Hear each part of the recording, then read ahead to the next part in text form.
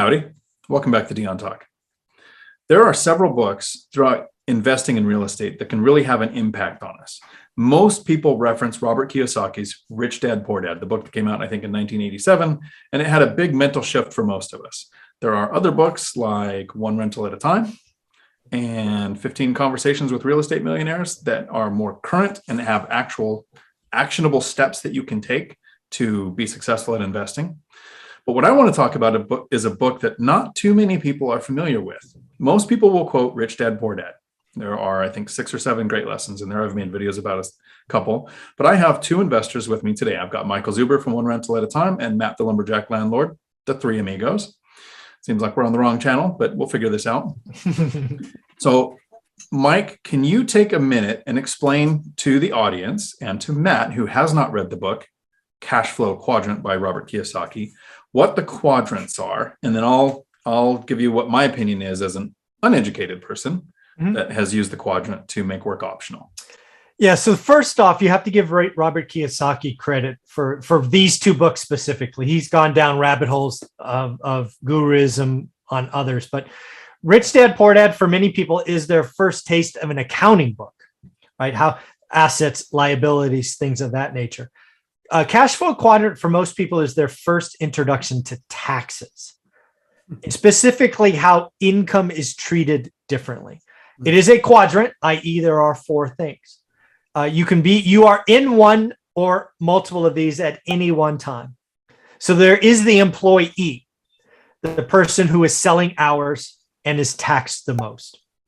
Then generally speaking, you talk about solopreneurs or, the doctors, the dentists, the folks that actually pay more in taxes because now they may not only have to pay theirs, they may have to pay their employees that are part of their shop or whatnot.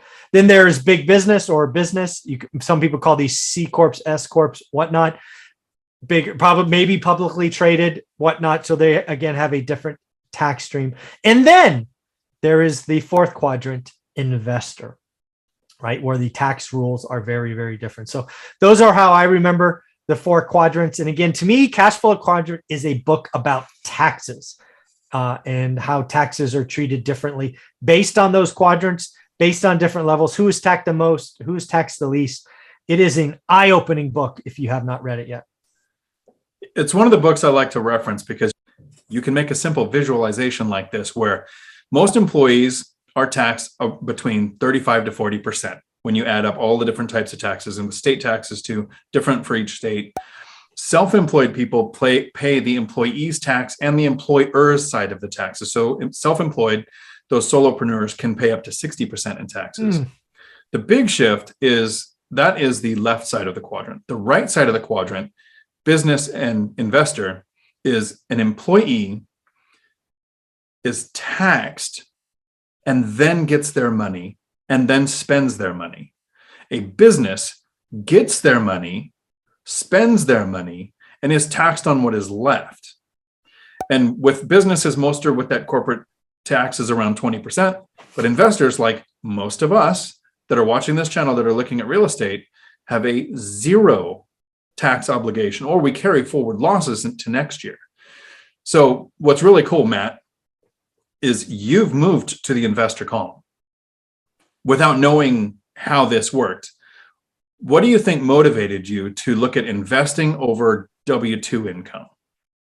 So I'm actually all 4. So I'm investor, employee, small business, and big business. So all 4. And what's crazy about it is that I started off as employee. That was the only thing I started off as. And I was like, this isn't any good.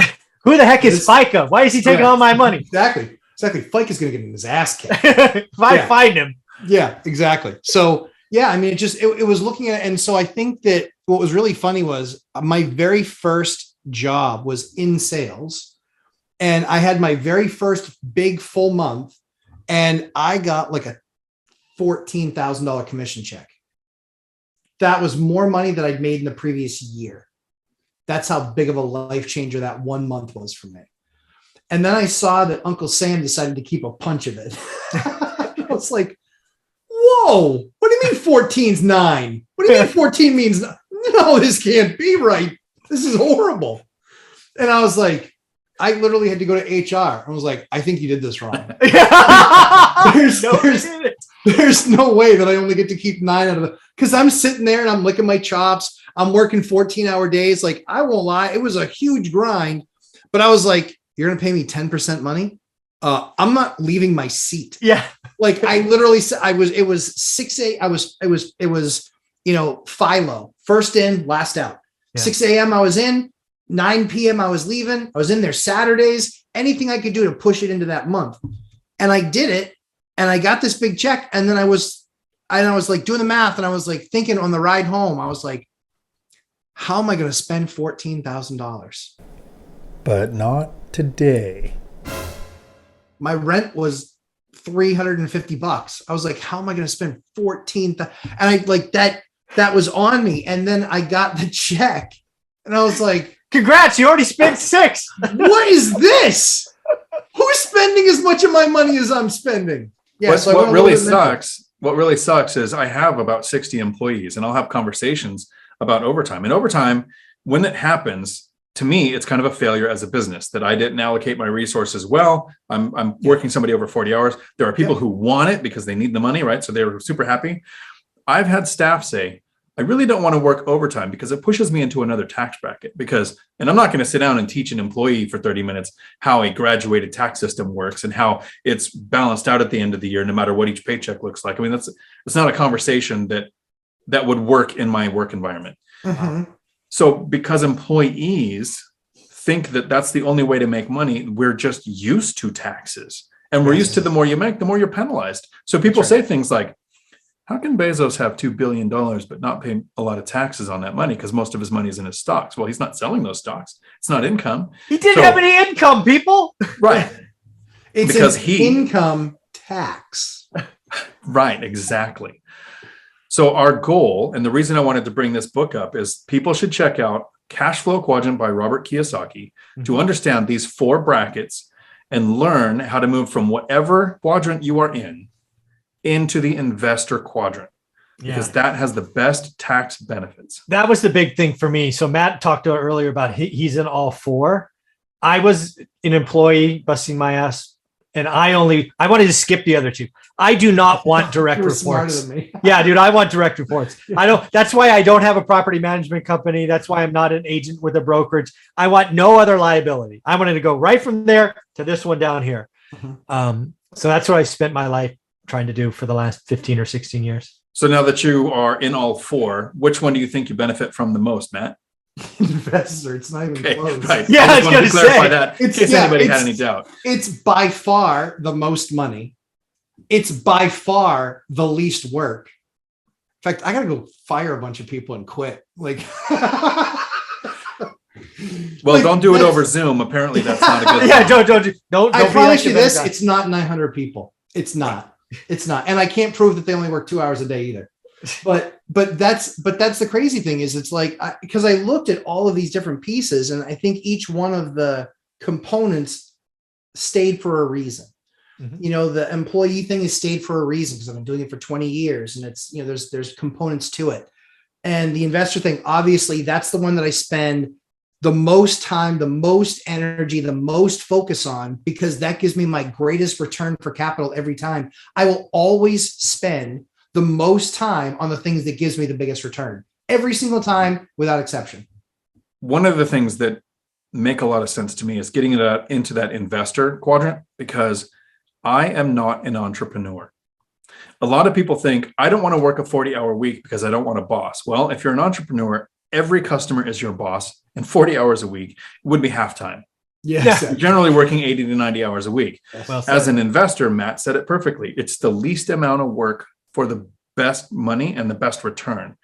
So I want to thank both of you for coming on here and talking about this today, because it's 3 investors, and you pulled this off, Matt, without even knowing about the book. But being an investor and running a business and having those employees, you understand this. So it's something that every investor should take away thinking, my motivation to get into this quadrant is because of all of the things that these guys said. If somebody wants to reach out with questions, Mike, how can they get a hold of you? Go to your Google search bar, type in One Rental at a Time. You should see books, YouTube channel, Instagram, website, all the good stuff. And if you want to see Mike live for almost 2 hours on Saturdays, all you have to do is be a member of his course. See the YouTube live at 8 o'clock Pacific Standard on Saturdays and 9 o'clock in the private Facebook group for One Rental at a Time students. Thank you. Matt, if somebody has questions, how can they get a hold of you? Lumberjack Landlord on YouTube and the 3-hour live stream. Ask your questions, 11:30 a.m. Eastern time on Lumberjack Landlord on YouTube. Thank you. I need to figure out the 3-hour thing because I got to 3 hours on Tuesday and You did. And then a bunch of questions came up and I was like, I'm not leaving. So Yeah, it's because you figure out an said outro. before I shut off, I'm going to answer any other questions that are there. And here they come. Yeah, it was great. So if you want to see a live session, Tuesday afternoons, 4 p.m. Pacific Standard Time. Until my next video, thanks for coming to my Dion Talk. We're sorry, the number you have dialed is not in service at this time.